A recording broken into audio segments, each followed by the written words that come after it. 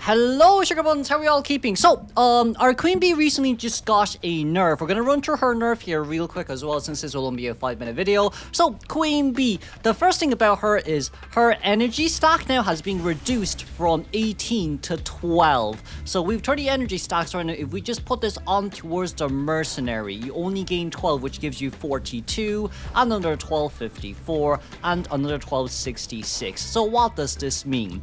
If your initial chip needs 35 stacks, this means you need to land this item. You need to land this item on towards the survivor for like approximately 3 times for you to be able to get your chip damage ready to hit the survivor in a nutshell. Now, this also comes with her second nerf here too. If we kind of have a look around here as well and we kind of just grab this over, you see her assimilation speed is now decreased from 18% to 15%, so more or less.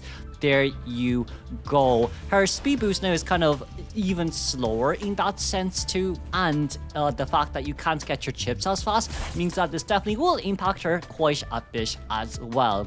We're gonna move on towards her very last nerf here as well, which is her basically reflexiveness sting.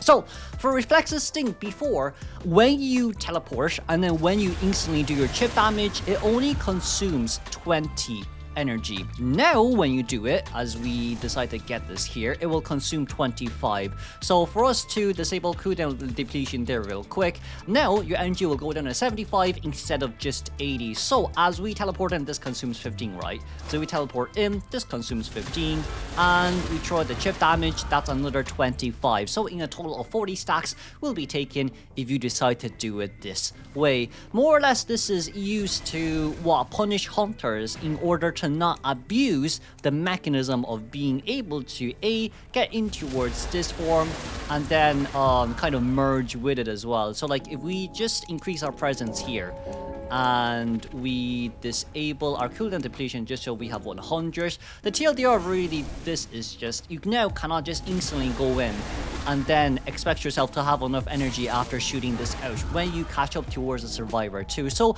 this does heavily punish hunters quite a bit as well. That's it for Queen Bee. We'll move on towards our next 2 very important queens as well for their nerfs. Let's look at Naiad here then. So for Naiad, her previous buff was the fact that when you, basically speaking, when you don't have your harpoon ready or out available to use, you can use your slipstream again. But for her slipstream, it's kind of the same, but there is just one tiny difference. So what I'm going to do here is I'm going to disable cooldown depletion real quick. We'll throw this harpoon out too, and we'll bring it back. As you can see, slipstream is still available to use as your harpoon just stays on the ground in this case scenario. But when you bring this back, this will now go into a 40-second cooldown if your harpoon is still on you. Therefore, this simply just means that you cannot abuse that tactic anymore.